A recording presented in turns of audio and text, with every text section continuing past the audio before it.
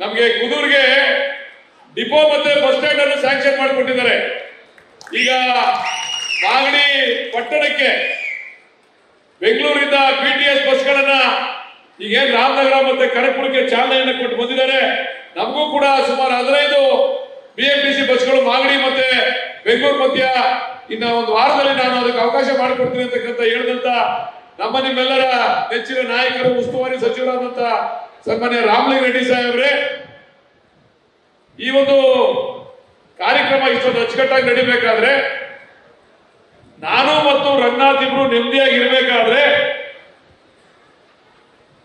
ಈ ಒಂದು ಕಾರ್ಯಕ್ರಮಕ್ಕೆ ನಮ್ಮ ಬೆನ್ನಿಂದೆ ನಿಂತು ಈ ಯೋಜನೆಯನ್ನ ಜಾರಿ ಕೊಡ್ಲಿಕ್ಕೆ ಸಹಕಾರ ಕೊಟ್ಟಂತ ನಮ್ಮ ನಿಮ್ಮೆಲ್ಲರ ನೆಚ್ಚಿನ ನಾಯಕರು, ಬೊಮ್ಮೂಲಿನ ಅಧ್ಯಕ್ಷರಾದಂತ ಸನ್ಮಾನ್ಯ DK ಸುರೇಶ್ ಅವರ, ಹುಡುಗರ ಕ್ಷೇತ್ರದ ಶಾಸಕರು, ಆತ್ಮೀಯರು ಆದಂತ ಸನ್ಮಾನ್ಯ ರಂಗನಾಥ್ ಅವರೇ, ನಿಮ್ಮನ್ನೆಲ್ಲ ಉದ್ದೇಶಿಸಿ ಗ್ಯಾರಂಟಿಗಳ ಬಗ್ಗೆ ತಿಳುವಳಿಕೆ ಕೊಟ್ಟಂತ ನಮ್ಮ BMTCಯ ಉಪಾಧ್ಯಕ್ಷರಾದಂತಹ ಸನ್ಮಾನ್ಯ ನಿಖಿತ್ ರಾಜ್ ಮೌರ್ಯರವರೇ, ನಮ್ಮ ಜಿಲ್ಲಾ ಕಾಂಗ್ರೆಸ್ಸಿನ ಅಧ್ಯಕ್ಷರಾದಂತ ನಮ್ಮ ನಾಯಕರಾದಂತ ಸನ್ಮಾನ್ಯ ಗಂಗಾಧರ್ ಅವರೇ, ಮಾಜಿ ಶಾಸಕರಾದಂತ ಆತ್ಮೀಯರಾದಂತ ಸನ್ಮಾನ್ಯ ರಾಜಣ್ಣ ಅವರೇ, ವೇದಿಕೆ ಮೇಲೆ ಆಸೀನರಾಗಿರ್ತಕ್ಕಂಥ ಎಲ್ಲ ಗೌರವಾನ್ವಿತ ಮುಖಂಡರುಗಳೇ, ಅಧಿಕಾರಿಗಳೇ, ಇಲ್ಲಿ ಬಂದಿರತಕ್ಕಂಥ ಎಲ್ಲ ನನ್ನ ಆತ್ಮೀಯ ಬಂಧುಗಳೇ, ಮಾಧ್ಯಮ ಸ್ನೇಹಿತರೆ, ಬಹಳ ದಿವಸಗಳ ಕನಸು ಇದು. ಬಹುಶಃ ನನ್ಗೆ ಯಾರೋ ಬಂದು ಹೇಳಿದ್ರು, ಇವತ್ತು DK ಸುರೇಶ್ ಅವರ ಶ್ರಮ, ಅದರ ಪ್ರತಿಫಲವನ್ನು ನಾವೆಲ್ಲ ಕೂಡ ಉಣ್ತಾ ಇದ್ದೀವಿ. ಇವತ್ತು ನಾನು ಕಳೆದ ಬಾರಿ ಜನತಾದಳದ ಶಾಸಕನಾಗಿದ್ದಂತ ಸಂದರ್ಭದಲ್ಲಿ ಇದೇ ಕೋಟೆ ಮೈದಾನದಲ್ಲಿ ಶ್ರೀರಂಗ ಏತಾನೀರ್ ಅವರಿಗೆ ಚಾಲನೆಯನ್ನ ಕೊಟ್ಟರು. ಅವತ್ತು ಸನ್ಮಾನ್ಯ ಮುಖ್ಯಮಂತ್ರಿಗಳಾದಂತ ಸಿದ್ದರಾಮಯ್ಯ ಅವರು ಕೂಡ ಕಾರ್ಯಕ್ರಮದಲ್ಲಿ ಭಾಗವಹಿಸಿದ್ರು.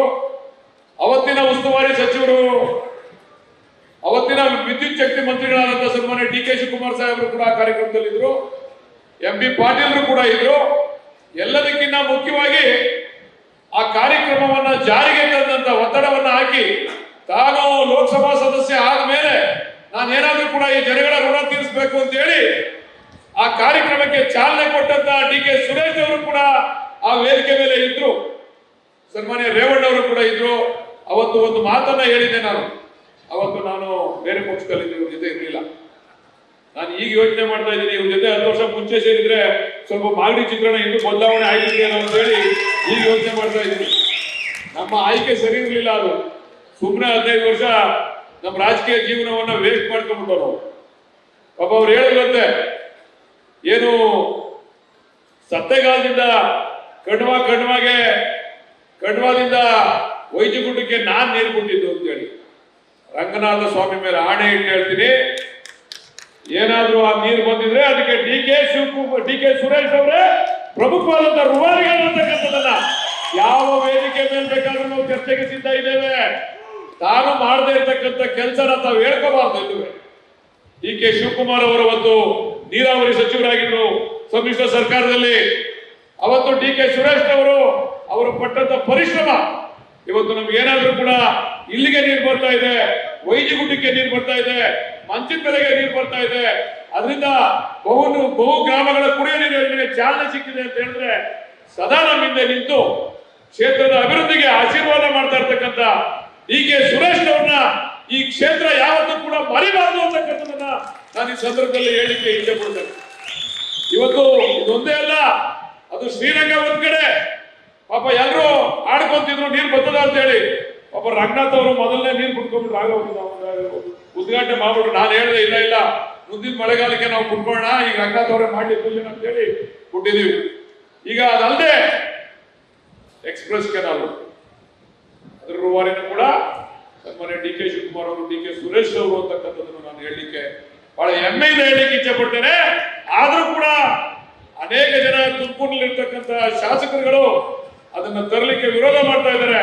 ಇದನ್ನ ಮನಗೊಂಡಂತ DK ಸುರೇಶ್ ಅವರು, ಇಲ್ಲ ನಾನು ಕುದೂರ್ಗೆ ಮತ್ತೆ ತಿಮ್ಸಂದ್ರ ಒಬ್ಬಳಿಗೆ ನೀರನ್ನು ಕೊಡಬೇಕು ಅಂತ ಹೇಳಿ ಆಲೋಚನೆ ಮಾಡಿ ಡಿ ಕೆ ಶಿವಕುಮಾರ್ ಅವರ ಮೇಲೆ ಒತ್ತಡ ಹಾಕಿ ಇವತ್ತು ಬೇರಾದ್ರೂ ಕೂಡ ಎತ್ತಿನಹೊಳೆಯಿಂದ ಎತ್ತಿನಹೊಳೆ ಕಾಮಗಾರಿ ನಡೀತಾ ಇದೆ. ಅದರಿಂದ ಸುಮಾರು 200 ಕೋಟಿ ವೆಚ್ಚದಲ್ಲಿ ಅವೆರಡು ಹೋಬಳಿಗಳ ಕೆರೆಗಳನ್ನು ತುಂಬಲಿಕ್ಕೆ ಅವಕಾಶ ಮಾಡಿಕೊಟ್ಟಂತವರು ಸನ್ಮಾನ್ಯ ಡಿ ಕೆ ಶಿವಕುಮಾರ್ ಅವರು, ಎಲ್ಲದಕ್ಕಿಂತ ಪ್ರಮುಖವಾಗಿ ಡಿ ಕೆ ಸುರೇಶ್ ಅವರು ಅಂತ ಹೇಳಿ ನಾವೆಲ್ಲರೂ ಕೂಡ ಹೆಮ್ಮೆಯಿಂದ ಹೇಳ್ಕೋಬೇಕಾಗ್ತದೆ. ದಯಮಾಡಿ ಒಂದು ದೊಡ್ಡ ಚಪ್ಪಾಳೆಯನ್ನ ಕೊಡಬೇಕು ಡಿ ಕೆ ಬ್ರದರ್ಸ್ಗೆ ಅಂತ ಹೇಳಿ ನಾನು ಮಾಡ್ತೀನಿ. ಪಾಪ ರಂಗನಾಥ್ ಅವರು ಪಾಪ ಬಹಳಷ್ಟು ಹೋರಾಟ ಮಾಡ್ತವ್ರೆ, ಒಳ್ಳೆ ಕೆಲಸನೂ ಮಾಡ್ತವ್ರೆ, ನಾವೆಲ್ಲ ನೋಡ್ತಾ ಇದ್ದೀವಿ. ಏನೇ ಆಗಿ ಒಂದು ಒಳ್ಳೆ ಕೆಲಸ ಏನ್ ಮಾಡಿದ್ರು ರಂಗನಾಥ್ ಅಂದ್ರೆ ಅವ್ರ ಅಡ್ಡಂದ್ರು ಓದ್ ಮಾಡ್ಬಿಟ್ಟು ಅವ್ರ ಅಡ್ಡಂದ್ರು ಏನ್ ಕಿತ್ತಾಡ್ತಿದ್ರಲ್ಲ, ನಿಮ್ಮ ಅಭಿವೃದ್ಧಿ ನೋಡಿ ಒಂದಾಗ್ಬಿಟ್ರಿ ಇಬ್ರುವೆ. ಇನ್ ನಾವಿಬ್ರು ಕಿತ್ತಾಡಿದ್ರೆ ಸಂಪೂರ್ಣವಾಗಿ ಮುಳುಗೆ ಹೋಗ್ತೀವಿ, ಇನ್ ಈ ಕ್ಷೇತ್ರ ಮಾರ್ಪಡ್ಬೇಕಾಯ್ತದೆ ಅಂತ ಹೇಳಿ ಅವರಿಬ್ರು ಸೇರಿ ಒಂದು ಮಾಡುವಂತ ಕೀರ್ತಿ ಏನಾದ್ರು ಇದ್ರೆ ಯಾರು ಇರಲಿಲ್ಲ, ಕೀರ್ತಿ ಕಾರ್ಯಕರ್ತರಿಗೂ ಸೇರಿಲ್ಲ, ಆ ಕೀರ್ತಿ ರಂಗನಾಥ್ ಅವ್ರಿಗೆ ಸೇರ್ತದೆ ಅಂತಕ್ಕಂಥದ್ದನ್ನು ಕೂಡ ನಾವು ಈ ಸಂದರ್ಭದಲ್ಲಿ ಪ್ರಾಮಾಣಿಕವಾಗಿ ಹೇಳ್ಬೇಕಾಗ್ತದೆ. ಯಾರು ಒಂದಾದ್ರು ಅಂತ ಗೊತ್ತಲ್ವಾ? ನಾಗರಾಜಯ್ಯ ಬ್ರದರ್ಸ್ ಅಲ್ಲ ಕಣ್ರಿ, ಎಕ್ಸ್ಪ್ರೆಸ್ ಕೆನಾಲ್ಗೆ ಹೋರಾಟ ಮಾಡ್ರಿ ಅಂತಂದ್ರೆ ಅದ್ ಯಾವ್ದೋ ಕುದುರೆ ಫಾರಂ ಹೋರಾಟ ಮಾಡ್ತಾರೆ. ಕುದುರೆ ಫಾರಂ ಮತ್ತೋದು ಹೋಯ್ತೋದು ಬಿಡ್ರಿ, ಎಕ್ಸ್ಪ್ರೆಸ್ ಕೆನಾಲ್ ಆಗ್ಲಿಲ್ಲ, ಹೇಮಾವತಿ ನೀರು ನಮ್ಗೆ ಸಲ್ಲಿಸಕ್ ಬರ್ಲಿಲ್ಲ. ಇದಕ್ಕೆ ಜೆಡಿಎಸ್ ಅವ್ರು ಬಿಜೆಪಿ ಹೋರಾಟ ಇಲ್ಲ. ನೀವೆಲ್ಲ ಕೇಳ್ಬೇಕು ಜೆಡಿಎಸ್ ಅವ್ರನ್ನ ಬಿಜೆಪಿ ಅವ್ರನ್ನ, ಎಕ್ಸ್ಪ್ರೆಸ್ ಕೆನಾಲ್ ಮಾಡ್ಸಕ್ ನಿಮ್ ಕೈಲಿ ಆಗಲ್ವಾ? ಈ ಹೋರಾಟದಲ್ಲಿ ಭಾಗಿಯಾಗಕ್ ಆಗಲ್ವಾ? ನಮ್ಗೆ ವಿರೋಧ ಮಾಡ್ತಾ ಇರ್ತವ್ರೆ ಬಿಜೆಪಿ ಅವರು ಮತ್ತೆ ಜೆಡಿಎಸ್ ನವರು. ಆ ಎಕ್ಸ್ಪ್ರೆಸ್ ಕೆನಾಲ್ ಅನ್ನ ಏನು ಸನ್ಮಾನ್ಯ ಡಿ ಕೆ ಬ್ರದರ್ಸ್ ಅವರು ಮಾಡಿಕೊಟ್ಟಿದ್ದಾರೆ, 1,000 ಕೋಟಿ ವೆಚ್ಚದಲ್ಲಿ. ಎಲ್ಲೂ ಆತಂಕ ಅಡಚಣೆ ಇದೆ, ನೀರೇನಾದ್ರೂ ಕೂಡ ನಮ್ಗೆ ಕುಡಿಗಳಿಗೆ ಮತ್ತೆ ನಮ್ಗೆ ಬರ್ತದೆ ಅಂತಂದ್ರೆ ಅದು ಎಕ್ಸ್ಪ್ರೆಸ್ ಕಾಮಗಾರಿ ಕೆನಾಲ್ ಕಾಮಗಾರಿ ಆಗ್ಬೇಕು. ಅದಕ್ಕೆ ಅವರ ಒತ್ತಾಯ ಇಲ್ಲ. ಕುದುರೆ ಫಾರಂ ಮಾಡಬೇಡಿ, ರಂಗೋಲಿ ಬಿಡತಕ್ಕೆ ಹೋಗ್ಬೇಡಿ, ಅದೇನ ಗಿಫ್ಟ್ ಕೊಡಬೇಡಿ. ನೀವು 25 ವರ್ಷ 30 ವರ್ಷ ಸಂಪಾದನೆ ಮಾಡ್ಕೊಂಡಿದ್ರು, ತೆಗಿರಿ ಜೋಬಿಂದ ಕೊಡಿ. ನೀವು ಗಿಫ್ಟ ಮಾಡ್ಕೊಂಡಿದ್ದೆಲ್ಲ ಅಚ್ಚುಕಟ್ಟಾಗಿ ಮಡಿಕೊಂಡಿದ್ದೀರಾ. ಈಗ ಪಾಪ ರಂಗನಾಥ್ ಅವರು ಬಹಳ ಬುದ್ಧಿವಂತರು, ನಾವೆಲ್ಲ ರಿಯಾಕ್ಟ್ ಮಾಡಿ ರಂಗನಾಥ್ ಮಾತಾಡೋದೇ ಇಲ್ಲ. ಅವ್ರು ಏನಾರ ಕೂಗಾಡ್ಕೊಂಡು ಸೈಲೆಂಟ್ ಆಗಿ ಹೋಯ್ತಾ ಇರ್ತಾರೆ, ಮಾಡ್ಕೊಂಡು ಕೆಲಸ ಮಾಡ್ಕೊಂಡು.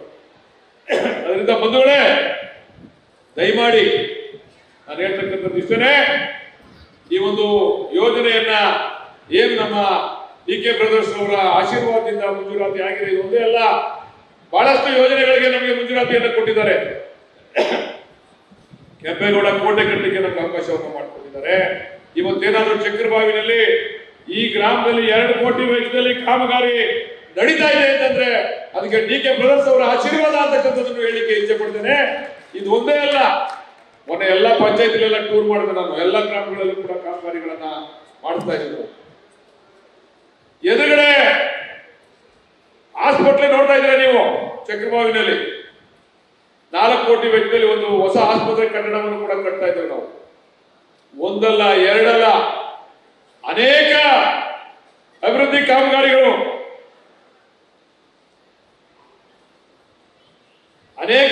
ಕಾಮಗಾರಿಗಳನ್ನ ನಾವು ನೋಡ್ತಾ ಇದ್ದೇವೆ.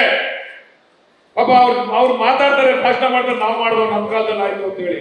ಅವ್ರಿಗೆ ಪರಿಕಲ್ಪನೆ ಗೊತ್ತಿಲ್ಲ ಜನತಾದಳದವ್ರಿಗೆ ಯಾವ ಕೆಲಸ ಎಲ್ಲಿ ಮಾಡ್ಬೇಕು ಅಂತ ಹೇಳಿ. ನಾನೊಂದ್ಸರಿ ಕುಮಾರಸ್ವಾಮಿ ಅವರು ಮುಖ್ಯಮಂತ್ರಿ ಆದಾಗ ಹೋಗಿ ಕೇಳಿದೆ ನಾನು, ನಮ್ಮ ನಿಂಗಯ್ಯನವರು ಈಗ ಅಧ್ಯಕ್ಷರು ಆಗವ್ರೆ, ನಿಂಗಪ್ಪನವರು ನಿಮ್ಮ ತುಮಕೂರು ಜಿಲ್ಲಾ ಕಾಂಗ್ರೆಸ್ ಅಧ್ಯಕ್ಷರು ಮಾಡವ್ರೆ, ಅವ್ರನ್ನ ಅಲ್ಲ ಜೆಡಿಎಸ್ ಅಧ್ಯಕ್ಷರು ಮಾಡವ್ರೆ, ಅವ್ರನ್ನ ಪಾಪ ಕಡೆಗಾಲ ಎಲ್ಲ ಕಡೆ ರೌಂಡ್ ಹಾಕಿ ಬಂದ್ರು, ಅವ್ರು ಇಲ್ಲಿ ಹಾಕಿ ಬರ್ತಾರೆ. ಅವರು ನಾನು ಹೋಗಿ ಕೇಳ್ಕೊಂಡು ಕುಮಾರಸ್ವಾಮಿ ಅವರಿಗೆ, ದೇವೇಗೌಡರು ಕೇಳ್ಕೊಂಡೆ, ಪ್ರಾಮಾಣಿಕವಾಗಿ ಆಗಿರ್ತ ಮಾತಾಡ್ತಾ ಇರ್ತಕ್ಕಂಥದ್ದು ಇದೇನು ಬೋಗಸ್ ಅಲ್ಲ. ಎದುರುಗಡೆ ಬಂದ್ರು ಇದೇ ಮಾತಾಡ್ತೀನಿ ನಾನು, ಸ್ವಾಮಿ ಹೇಮಾವತಿ ನೀರು ನಮಗೆ ಬರ್ತದೆ, ದಯಮಾಡಿ ನೀವು ಅದಕ್ಕೆ ಅವಕಾಶ ಮಾಡಿಕೊಡ್ಬೇಕು ಅಂತಂದ್ರೆ ಒಬ್ಬ ಅಧಿಕಾರಿ ಕರೆಸಿದ್ರು. ಆ ಅಧಿಕಾರಿ ಕಾರ್ಯದರ್ಶಿಗಳು, ನೀರಾವರಿ ಇಲಾಖೆ ಕಾರ್ಯದರ್ಶಿಗಳು ಬಂದು ಕೂತ್ಕೊಂಡ್ರು, ನಮ್ಮಿಬ್ರು ಮುಂದೆ ಒಂದು ಮೀಟಿಂಗ್ ಮಾಡಿದ್ರು. ಆ ಕಾರ್ಯದರ್ಶಿ ಹೇಳಿದ್ರು, ಇಲ್ಲ ಸ್ವಾಮಿ ಯಾವುದೇ ಕಾರಣಕ್ಕೆ ಹೇಮಾವತಿ ಮಾಗಡಿಗೆ ಬರಲ್ಲ ಅಂದ್ರು. ಕೇಳಿದ್ರೇನಪ್ಪ, ಬರಲ್ವಂತೆ ಮಾಗಡಿಗೆ. ಅಯ್ಯೋ ಅಣ್ಣ, ಯೋಗೀಶ್ ಅಣ್ಣ ತುಂಬಿಸ್ತವ್ರಲ್ಲ ನೀರ್ನ, ಅದೆಲ್ಲ ಬೋಗಸ್ ಸ್ಕೀಮ್ ಬಿಡ್ರಿ, ಬರೀ ಪೈಪ್ ಬಿಡ್ತಾವ್ರೆ ಅಂತ ದುಡ್ಡು ಹೊಡೆಯೋ ಸ್ಕೀಮು ಅಂತಂದ್ರು. ನಾನು ಅವ್ರ ಮಾತು ಕೇಳ್ಬಿಟ್ಟು ಸಿದ್ದರಾಮಯ್ಯ ಅವ್ರ ಎದುರುಗಡೆ ಒಂದು ಮಾತು ಹೇಳಿದೆ, ನೀವೇನಾದ್ರೂ ನೀರು ಕುಡಿದೇ ಹೋದ್ರೆ ನಿಮ್ಗೆ ನೀರು ಕೊಡ್ತಾರೆ ಜನ ಅಂತ ಹೇಳಿ ಅವತ್ತು ಮುಖ್ಯಮಂತ್ರಿಗಳಿಗೆ ಡಿ ಕೆ ಶಿವಕುಮಾರ್ ಅವ್ರಿಗೆಲ್ಲ ಹೇಳಿದ್ರೆ ನಾನು ಅವ್ರ ಜಗಳ ಆಡದ ಮೇಲೆ ನಾನು ಅವ್ರ ಮಾತು ಕೇಳಿದ್ರೆ ಅವ್ರ ಜೊತೆ ಇರ್ತಲ್ಲಪ್ಪ, ಅವ್ರು ಕೊಟ್ಟಂತ ತಿಳುವಳಿಕೆ ನಾವು ಯಾರ ಜೊತೆ ಇರ್ತೀವಿ ಅವ್ರು ಏನ್ ತಿಳುವಳಿಕೆ ಕೊಡ್ತಾರೆ ಅಂತ ಹೇಳ್ಬೇಕಲ್ಲ ನಾವು. ಅವ್ರ ಜೊತೆ ಇದ್ದಾಗ ನಮ್ಗೆ ಆ ತಿಳುವಳಿಕೆ ಕೊಟ್ಟಿದ್ರು. ಈಗ ಗೊತ್ತಾಯ್ತು ನಮ್ಗೆ ಅವ್ರು ಹೇಳ್ತಕ್ಕಂಥದ್ದೆಲ್ಲ ಸುಳ್ಳು. ಹೇಮಾವತಿ ನೀರು ಖಾಲಿ ಆಗ್ಬಿಟ್ರೆ ಆಸ್ತಿ ತೊಂದರೆ ಆಯ್ತದೆ, ನಾವು ತುಮಕೂರಿಗೆ ಮಾಗಡಿಗೆ ನೀರು ಕೊಡಕ್ ಸಾಧ್ಯ ಇಲ್ಲ ಅಂತಕ್ಕಂಥದ್ದನ್ನ ಅವ್ರು ನಮಗೆ ಪಾಠ ಹೇಳಿರ್ತಕ್ಕಂಥದ್ದು. ಅದರಿಂದ ದೇವೇಗೌಡರು ಒಂದ್ಸರಿ ನಮ್ಮ ಇದಕ್ಕೆ ಬಂದಿದ್ರು ರಥೋತ್ಸವಕ್ಕೆ, ನಮ್ಮ ಮಾಧ್ಯಮದವ್ರು ಕೇಳಿದ್ರು, ಇವರೆಲ್ಲ ಇಲ್ಲೇ ಅವರೇ ಮಾಧ್ಯಮದವರು, ಈ ನಮ್ಮ ಮಾಗಡಿ ರಂಗಸ್ವಾಮಿ ತೇರಳಿ ಬಂದಿದ್ರು. ಅವಾಗ ಕೇಳಿದ್ರು, ಸ್ವಾಮಿ ಹೇಮಾವತಿ ಏನು ಅಂತಂದ್ರೆ ಅವೆಲ್ಲ ಆಗಲ್ಲ ಬಿಡ್ರಿ, ಹೇಮಾವತಿ ಬರಲ್ಲ ಅಂತ. ಹೇಮಾವತಿ ಬರಲಿಲ್ವಾ? ಶ್ರೀರಂಗೇತ ನೀರಾವರಿ ಆಗ್ಲಿಲ್ವಾ? ಈಗ ಸತ್ಯಗಾಲದಿಂದ ಬಂದ್ರೆ ನಾನೇ ಮಾಡೋದು, ನೀರು ಬಂದ್ರೆ ನಂದು, ನೀರು ಬಂದ್ರೆ ಇದ್ರೆ ಅದು ಬೋಗಸ್ಗೆ ಬಿಡ್ರಿ ಅಂತಕ್ಕಂಥ. ಇದನ್ನೆಲ್ಲ ನಾವೆಲ್ಲ ಒಪ್ಬೇಕಾ? ದಯಮಾಡಿ ಬಂಧುಗಳೇ, ನೀವೆಲ್ಲರೂ ಕೂಡ ಅರ್ಥ ಮಾಡ್ಕೋಬೇಕು. ಭಾವನಾತ್ಮಕವಾಗಿ ಮಾತಾಡೋದ್ರಿಂದ ಹೊಟ್ಟೆ ತುಂಬಲ್ಲ, ಕೆಲಸ ಮಾಡೋದ್ರಿಂದ ಜನರ ರೈತರ ಬದುಕನ್ನು ಹಸನ ಮಾಡಬಹುದು. ಭಾವನಾತ್ಮಕವಾಗಿ ಮಾತಾಡಿ ಕಣ್ಣೀರು ಹಾಕೋದ್ರಿಂದ ಯಾರ ಹೊಟ್ಟೆನೂ ತುಂಬಲ್ಲ. ಇದಕ್ಕೆಲ್ಲ ನಾವು ಅಂತಿಮವಾದಂತ ತೀರ್ಮಾನವನ್ನು ನೀವೆಲ್ಲ ಮಾಡಬೇಕು. ಭಾವನೆಗಳಿಂದ ಯಾರ ಹೊಟ್ಟೆನೂ ತುಂಬಲ್ಲ. ನಮ್ಮ ನಿಖಿತ್ ರಾಜ್ ಮೌರ್ಯರವರು ಬಹಳ ಚೆನ್ನಾಗಿ ಹೇಳಿದ್ರು ಗ್ಯಾರಂಟಿ ಬಗ್ಗೆ. ಗ್ಯಾರಂಟಿ ಬಗ್ಗೆನೂ ಕೂಗಾಡಿನವರು, ಗ್ಯಾರಂಟಿ ಬಗ್ಗೆನೂ ಕೂಗಾಡಿನವರು. ಅದರಿಂದ ದಯಮಾಡಿ ಬಂಧುಗಳೇ, ನಮ್ಮ ಪಕ್ಷ ನುಡಿದಂತೆ ನಡೆಯುವ ಪಕ್ಷ, ಕೆಲಸ ಮಾಡ್ತಕ್ಕಂಥ ಪಕ್ಷ. ನಿಮ್ಮೆಲ್ಲರ ಆಶೀರ್ವಾದ ಸಹಕಾರ ಇರಲಿ. ಇನ್ನು 2 ವರ್ಷಗಳಲ್ಲಿ ಇನ್ನೂ ಮಾಗಡಿ ಕ್ಷೇತ್ರವನ್ನ ಇನ್ನಷ್ಟು ಅಭಿವೃದ್ಧಿಯತ್ತ ನಮ್ಮ DK ಸೋದರರ ರಾಮಲಿಂಗ ರೆಡ್ಡಿ ಅವರ ಆಶೀರ್ವಾದದಿಂದ ಸಹಕಾರದಿಂದ ಇನ್ನು ಅತ್ಯಂತ ಎತ್ತರಕ್ಕೆ ಕೊಂಡೊಯ್ತಕ್ಕಂಥ ಕೆಲಸವನ್ನ ಖಂಡಿತ ಮಾಡೋಣ.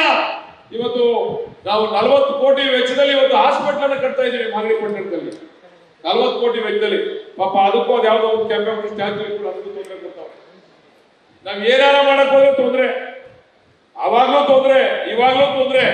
ಅದರಿಂದ ದಯಮಾಡಿ ಬಂಧುಗಳೇ, ನೀವೆಲ್ಲ ಅರ್ಥ ಮಾಡ್ಕೋಬೇಕು. ಈ ಭಾಗದ ತಾವೆಲ್ಲ ಕೂತಿದ್ದೀರಾ, ತಮ್ಗೆಲ್ಲ ಹಕ್ಕುಪತ್ರ ಸಿಗ್ತದೆ ಅಂತ ಕಾಯ್ತಾ ಕೂತಿದ್ದೀರಾ. ಉಪಕ್ರಮಗಳು ಮಾಡಿದ್ದೇವೆ. ಅದು DK ಸುರೇಶ್ ಅವರ ಕರೆಸುವುದು. ಯಾರ್ಯಾರು ಸರ್ಕಾರಿ ಜಾಗದಲ್ಲಿ ಮನೆ ಕಟ್ಕೊಂಡವ್ರೆ, ಯಾರ್ಯಾರು ಮನೆಗಳನ್ನ ಕಟ್ಕೊಂಡು ಅವ್ರಿಗೆ ಖಾತಾ ಇಲ್ಲ, ಈ ಖಾತಾ ಇಲ್ಲ, ಅವ್ರಿಗೆ ಹಕ್ಕಿಲ್ಲ, ಮನೆ ಕಟ್ಕೊಂಡಿದ್ದಾರೆ ಹಕ್ಕಿಲ್ಲ, ಹಕ್ಕನ್ನ ಕೊಡಿಸ್ಬೇಕು ಅಂತ ಹೇಳಿ ಅವರು ಲೋಕಸಭಾ ಸದಸ್ಯರಾದ ಸಂದರ್ಭದಲ್ಲಿ ಅದಕ್ಕೆ ಚಾಲನೆ ಕೊಟ್ಟರು. ಇವತ್ತು ಕೃಷ್ಣ ಬೈರೇಗೌಡರ ಒಂದು ಸಂಕಲ್ಪದಿಂದ ಇವತ್ತು ಎಲ್ರಿಗೂ ಕೂಡ ಕೂತಿರ್ತಕ್ಕಂಥ ಎಲ್ರಿಗೂ ಕೂಡ ನಿಮ್ಗೆ ನಿಮ್ಮ ಮನೆಯನ್ನ ಹಕ್ಕನ್ನ ಕೊಡ್ತಾ ಇರ್ತಕ್ಕಂಥದ್ದು. ಸನ್ಮಾನ್ಯ ಆರ್ ಅಶೋಕ್ ಅವರು ಕೂಡ ರೆವಿನ್ಯೂ ಮಿನಿಸ್ಟರ್ ಆಗಿದ್ರು. ಯಾರು ಇವತ್ತು ಪಾಪ ಬಹಳ ಚೆನ್ನಾಗಿ ಮಾತಾಡ್ತವ್ರು ಆರ್ ಅಶೋಕ್ ಅವರು, ಗೊತ್ತಿರ್ಬೇಕಲ್ಲ. ಇವತ್ತು ವಿರೋಧ ಪಕ್ಷದ ನಾಯಕರು ರೆವಿನ್ಯೂ ಮಿನಿಸ್ಟರ್ ಆದಾಗ ಕಳೆದ ಸರ್ಕಾರದಲ್ಲಿ ಕಂದಾಯ ಸಚಿವರಾಗಿದ್ದಂಥವರು ಆರ್ ಅಶೋಕ್ ರವರು. ಈ ನಿಮ್ಗೆ ಹಕ್ಕುಪತ್ರ ಕೊಡ್ತಕ್ಕಂಥ ಕೆಲಸವನ್ನ ಆರ್ ಅಶೋಕ್ ಅವರೇ ಮಾಡಿಸಬಹುದಾಗಿತ್ತು. ಆದ್ರೆ ಅವ್ರ ಪಾಪ ಅವ್ರಿಗೆ ಆ ಬಡವರ ಗೋಜು ಗೊತ್ತಿಲ್ಲ, ಬಡವರ ಪಾಡು ಗೊತ್ತಿಲ್ಲ ಅವ್ರಿಗೆ. ಪಾಪ ಅವ್ರು ಬೆಂಗಳೂರಿನಲ್ಲಿ ಹುಟ್ಟು ಬೆಳೆದಂತವ್ರು, ಗ್ರಾಮೀಣ ಭಾಗದಲ್ಲಿ ಮನೆ ಕಟ್ಕೊಂಡಿರ್ತಕ್ಕಂಥ ಬಡವರ ಕೂಗು ಕೇಳುತ್ತಿಲ್ಲ. ಇವತ್ತು ಈ ಸರ್ಕಾರ, ಸನ್ಮಾನ್ಯ DK ಶಿವಕುಮಾರ್ ಅವರು, DK ಸುರೇಶ್ ಅವರು, ಸಿದ್ದರಾಮಯ್ಯ ಅವರ ಸರ್ಕಾರ ಉಪಕ್ರಮಗಳನ್ನ ಮಾಡಿ ಎಲ್ಲ ಕಡೆ ನಿಮ್ಗೆ ಏನ್ ಹಕ್ಕು ಕೊಟ್ಟಿರಲ್ಲ ಹಕ್ಕನ್ನ ಕೊಡ್ತಕ್ಕಂಥ ಕೆಲಸವನ್ನ ಇವತ್ತು ನಮ್ಮ ಸರ್ಕಾರ ಮಾಡ್ತಾ ಇದೆ ಅಂತಕ್ಕಂಥದನ್ನ ಕೂಡ ನಾನು ಈ ಸಂದರ್ಭದಲ್ಲಿ ಹೇಳಲಿಕ್ಕೆ ಇಚ್ಛೆ ಪಡ್ತೇನೆ. ಈಗ ಕೇವಲ 2 ಒಬ್ರಿಗೆ ಕೊಟ್ಟಿದ್ದೇವೆ. ಮುಂದಿನ ದಿವಸದಲ್ಲಿ ಸಂಪೂರ್ಣವಾಗಿ ನಾವು ಎಲ್ಲ ಕಡೆ ಆ ಕೆಲಸವನ್ನ ಮಾಡ್ಲಿಕ್ಕೆ ನಾವು ತಯಾರಿದ್ದೇವೆ. ಎಲ್ರಿಗೂ ಕೂಡ ನಿಮ್ಮ ಮನೆ ಕಟ್ಕೊಂಡಿರ್ತಕ್ಕಂಥವ್ರಿಗೆ ಹಕ್ಕನ್ನ ಕೊಡ್ತಕ್ಕಂಥ ಕೆಲಸವನ್ನ ಮಾಡ್ತೇವೆ ಇಡೀ ಕ್ಷೇತ್ರದಲ್ಲಿ. ಇನ್ನು 1 ತಿಂಗಳು 2 ತಿಂಗಳಲ್ಲಿ ಇರ್ತಕ್ಕಂಥ ಮಾತನ್ನ ಹೇಳ್ತಾ, ಇನ್ನ ಅನೇಕ ಜನ 50-53 ಅರ್ಜಿಗಳನ್ನ ಹಾಕೊಂಡಿದ್ದೀರಾ. ನೀವು 50-53 ಅರ್ಜಿಗೆ ಪರಿಹಾರ ಬೇಕು ಅಂತಕ್ಕಂಥದನ್ನ ಕಾಯ್ತಾ ಇದ್ದೀರಾ. ನೀವು ಬೋಡಿ ಮುಕ್ತ ಮಾಡಬೇಕು ಅಂತ ಹೇಳಿ ಬೋಡಿಗಳಾಗಬೇಕು ಅಂತ ಕಾಯ್ತಾ ಇದ್ದೀರಾ. ಶೀಘ್ರದಲ್ಲೇ ಅದಕ್ಕೂ ಕೂಡ ಚಾಲನೆಯನ್ನ ಕೊಡ್ತೇವೆ. ಇನ್ನು 1 ವರ್ಷದ ಅವಧಿಯಲ್ಲಿ ಯಾರ್ಯಾರು 50-53 ಅರ್ಜಿಗಳನ್ನ ಹಾಕೊಂಡಿದ್ದೀರಾ ಎಲ್ರಿಗೂ ಕೂಡ ಹಕ್ಕುಪತ್ರ ಕೊಡ್ತಕ್ಕಂಥ ಕೆಲಸವನ್ನ ಖಂಡಿತ ನಾವು ಮಾಡ್ತೇವೆ ಅಂತಕ್ಕಂಥದನ್ನ ಈ ಸಂದರ್ಭದಲ್ಲಿ ಹೇಳ್ತಾ, ಈ ಒಂದು ಇಷ್ಟೊಂದು ಅಭಿವೃದ್ಧಿ ಕಾಮಗಾರಿಗಳಿಗೆ ನಮ್ಮ ಮುಂದೆ ನಿಂತು DK ಶಿವಕುಮಾರ್ ಅವರು, DK ಸುರೇಶ್ ಅವರು ನಮ್ಗೇನು ಆಶೀರ್ವಾದವನ್ನ ಮಾಡ್ತಾ ಇದ್ದಾರೆ, ಅವ್ರಿಗೆ ಮತ್ತೊಮ್ಮೆ ನನ್ನ ಕ್ಷೇತ್ರದ ಜನತೆಯ ಪರವಾಗಿ ವೈಯಕ್ತಿಕವಾಗಿ ಅವ್ರಿಗೆ ಈ ಸಂದರ್ಭದಲ್ಲಿ ಅಭಿನಂದನೆಗಳನ್ನ, ಧನ್ಯವಾದಗಳನ್ನ ತಿಳಿಸ್ತಾ, ನಿಮ್ಮ ಜೋರಾದ ಚಪ್ಪಾಳೆಯೊಡನೆ ದಯಮಾಡಿ ಯಾವತ್ತೂ ಕೂಡ ಕೆಲಸ ಮಾಡ್ತಕ್ಕಂಥವ್ರಿಗೆ ನೆನೆಸ್ಕೊಳ್ತಕ್ಕಂಥದ್ದು ನಮ್ಮ ಸಂಸ್ಕೃತಿ, ನಮ್ಮ ಮಣ್ಣಿನ ಸಂಸ್ಕೃತಿ. ಪಾಪ ಡಿ ಕೆ ಶಿವಕುಮಾರ್ ಅವರು, ಸುರೇಶ್ ಅವರು ಅಳೋದಿಲ್ಲ. ಅವರು ರೈತರಿಗೆ ಒಂದು ಕಾರ್ಯಕ್ರಮ ಕೊಟ್ಟರು, ಅವರು ವಿದ್ಯುತ್ ಶಕ್ತಿ ಮಂತ್ರಿ ಆಗಿದ್ದಾರೆ, ಗೊತ್ತಾ ನಿಮ್ಗೆ? ಏನ್ ಹೇಳಿ? ಟ್ರಾನ್ಸ್ಫಾರ್ಮರ್ ಕೊಟ್ಟರಲ್ಲ, ಓಟ್ ಹಾಕ್ಬೇಕಾದ್ರೆ ನೆನ್ಸ್ಕೊಂಡ್ರೆ ಡಿ ಕೆ ಸುರೇಶ್ ಅವ್ರನ್ನ ನೆನ್ಸ್ಕೊಂಡ್ರಿ? ಉಚಿತವಾಗಿ ಇವತ್ತು ಟ್ರಾನ್ಸ್ಫಾರ್ಮರ್ ತಗೊಳಕ್ ಆಯ್ತಾ ಇಲ್ಲ. ಯಾವ್ಯಾವ ರೈತ ಬೋರ್ವೆಲ್ ಹಾಕಿದ್ದಾರೆ ಅವ್ರಿಗೆ ಉಚಿತವಾಗಿ ಪ್ರತಿಯೊಬ್ಬರಿಗೂ ಕೂಡ ಒಂದೊಂದು ಟ್ರಾನ್ಸ್ಫಾರ್ಮರ್ ಅನ್ನ ಕೊಟ್ರಲ್ಲ. ಯಾರು ನೆನ್ಸ್ಕೊತಿರಿ? ಎಲ್ಲಾರು ಹೇಳವ್ರ ಅವರು? ನೀವಾರು ಹೇಳ್ಬೇಕಲ್ವಾ? ಚುನಾವಣೆ ಇವೆಲ್ಲ ನಾವು ಯಾತಕ್ಕೋಸ್ಕರ ಕೆಲಸ ಮಾಡ್ತೀವಿ ಅಂತಂದ್ರೆ, ಚುನಾವಣೆಯಲ್ಲಿ ನಮ್ ಜನ ನಮ್ಗೆ ಆಶೀರ್ವಾದ ಮಾಡ್ತಾರೆ ಅಂತ ಹೇಳಿ ನಾವು ಕೆಲಸ ಮಾಡ್ತಕ್ಕಂಥದ್ದು. ನೀವು ಆಶೀರ್ವಾದ ಮಾಡಿದ್ರೆ ನಿಮ್ ಋಣ ತೀರಿಸ್ತೀವಿ. ಮತ್ತೊಮ್ಮೆ ನಿಮ್ಮ ಆಶೀರ್ವಾದವನ್ನ ಕೇಳಲಿಕ್ಕೆ ಬರ್ಬೇಕಾದ್ರೆ ನಾವೇನಾದ್ರೂ ಒಂದು ಕೆಲಸವನ್ನ ಮಾಡಿ ಬರಬೇಕು ಅಂತಕ್ಕಂಥ ವಿಚಾರವಾಗಿ ನಾವು HVDS ಸ್ಕೀಮ್ ಅನ್ನ ರೈತರು ನೆನೆಸ್ಕೋಬೇಕದನ್ನ. ಇವತ್ತೊಂದು ಟ್ರಾನ್ಸ್ಫಾರ್ಮರ್ ಹಾಕ್ಸ್ಕೋಬೇಕಾದ್ರೆ 5,000 ರೂಪಾಯಿಗಳ 5 ಲಕ್ಷ ರೂಪಾಯಿಗಳನ್ನ ಖರ್ಚು ಮಾಡಬೇಕು. ಒಂದು ಹೊಸ ಟ್ರಾನ್ಸ್ಫಾರ್ಮರ್ ಹಾಕ್ಸ್ಕೋಬೇಕಾದ್ರೆ ದಯಮಾಡಿ ಯೋಚನೆ ಮಾಡ್ಬೇಕು. ಒಂದಲ್ಲ ಎರಡಲ್ಲ, KPS ಶಾಲೆಗಳು ನಮ್ಮ ಮಕ್ಕಳುಗಳು ಇಂಗ್ಲಿಷ್ ನಲ್ಲಿ ವಿದ್ಯಾಭ್ಯಾಸವನ್ನ ಮಾಡಬೇಕು. ನಮ್ಮ ಮಕ್ಕಳಿಗೆ ಉತ್ತಮವಾದಂತಹ ಶಿಕ್ಷಣ ಸಿಗ್ಬೇಕು ಅಂತ ಹೇಳಿ ಇವತ್ತು ಎಲ್ಲ ಇಡೀ ಜಿಲ್ಲೆನಲ್ಲಿ ಒಂದು ಕ್ಷೇತ್ರಕ್ಕೆ 5ರಿಂದ 8 ಶಾಲೆಗಳ ರೀತಿಯಲ್ಲಿ DK ಬ್ರದರ್ಸ್ ಅವರು ಕರೆಸಿ ಇವತ್ತು ನಾವು ಮುಂದಿನ ತಿಂಗಳು ಕುದೂರಿನಲ್ಲಿ KPS ಶಾಲೆಯನ್ನ ಒಂದು CSR ಫಂಡ್ ಇಂದ ಏನ್ ಕಟ್ಕೊಟ್ಟಿದ್ದಾರೆ ಅದನ್ನ ಉದ್ಘಾಟನೆಯನ್ನ ಮಾಡಲಿಕ್ಕೆ ತಯಾರಿದ್ದೇವೆ. ಇವತ್ತು ಚಕ್ರಬಾವಿನಲ್ಲೂ ಕೂಡ ಒಂದು KPS ಶಾಲೆ ಆಗ್ಬೇಕು ಅಂತಕ್ಕಂಥ ಒತ್ತಾಯವನ್ನ ಒಂದು ಪತ್ರವನ್ನು ಕೂಡ ನಾನು ಮಂತ್ರಿಗಳಿಗೆ, ಸನ್ಮಾನ್ಯ ಬಂಗಾರಪ್ಪನವ್ರಿಗೆ ಕೊಟ್ಟಿದ್ದೇನೆ. ಅದನ್ನು ಕೂಡ ಮಾಡ್ತಕ್ಕಂಥ ಕೆಲಸಕ್ಕೆ ಚಾಲನೆಯನ್ನು ಕೊಡ್ತಾ ಇದ್ದೇವೆ. ದಯಮಾಡಿ ನಾವೆಲ್ಲ ಕೆಲಸ ಮಾಡ್ತಾ ಇದ್ದೇವೆ. ನಾವ್ಯಾರು ಹತ್ಕೊಂಡು ಓಟ್ ಕೇಳಲ್ಲ, ನಿಮ್ಮ ಹತ್ರ ಭಾವನಾತ್ಮಕ ಓಟ್ ಕೇಳಲ್ಲ, ಕೆಲಸ ಮಾಡಿ ಕೇಳ್ತೀವಿ. ನಾವು ಕೆಲಸ ಮಾಡಿದ್ದೀವಿ, ನಮ್ಗೆ ಕೂಲಿ ಕೊಡಿ ಅಂತ ಕೇಳ್ತೀವಿ. ದಯಮಾಡಿ ನೀವೆಲ್ಲ ನಿಮ್ಮ ತಲೆಯಲ್ಲಿ ಇದನ್ನ ಇಟ್ಕೋಬೇಕು, ಮಂಥನ್ ಮಾಡ್ಕೋಬೇಕು. ಯಾರು ನಿಮ್ ಕೆಲಸವನ್ನ ಮಾಡ್ಕೊಡ್ತಾ ಇದಾರೆ ಅವ್ರಿಗೆ ಆಶೀರ್ವಾದವನ್ನ ಮಾಡಬೇಕು ಅಂತಕ್ಕಂಥದನ್ನ ಈ ಸಂದರ್ಭದಲ್ಲಿ ಕೇಳ್ಕೊಂಡು, ಇಷ್ಟೊಂದು ಸಂಖ್ಯೆಯಲ್ಲಿ ತಾವು ತಾಳ್ಮೆಯಿಂದ ಲೇಟ್ ಆದ್ರೂ ಕೂಡ ಕೂತಿ ಇವತ್ತು ನಮ್ಮ ನಾಯಕರ ಮಾತುಗಳನ್ನ ಕೇಳಬೇಕು ಅಂತ ಕಾತುರದಿಂದ ಕಾಯ್ತಾ ಇದ್ದೀರಾ. ನಮಗೆ ಮತ್ತೆಲ್ಲರಿಗೂ ಕೂಡ ವಂದನೆಯನ್ನ ತಿಳಿಸಿ ನನ್ನ ಮಾತನ್ನ ಮುಗಿಸ್ತೇನೆ. ನಮಸ್ಕಾರ. ನ್ಯೂಸ್ ಫಸ್ಟ್, ನಿರ್ಭೀತಿಯಿಂದ ನಿಮ್ಮ ಪರವಾಗಿ.